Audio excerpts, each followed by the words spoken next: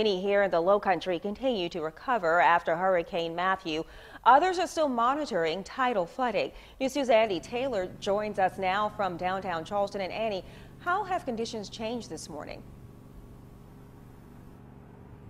Hey, good morning, Octavia. Well, right now things look pretty normal, but folks in Somerville or even folks just living along the Ashley River, they are monitoring their situation carefully. Although there's high tide that happened at 5:46 this morning, it doesn't really affect those people until later on the afternoon because the high tide has to reach all the way up to the Ashley River.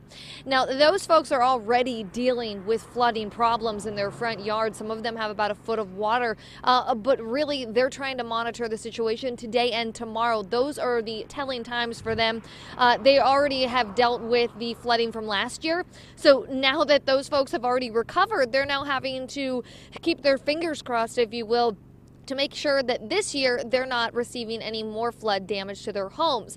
So high tide this morning was at 5:46. Tonight, like Christine mentioned, it happens at 6:23. So really they have today and tomorrow to monitor their yards, monitor the situation along the Ashley River, because that is the telling signs. Here we are a week after Matthew, and they're still dealing with issues that could arise from the hurricane.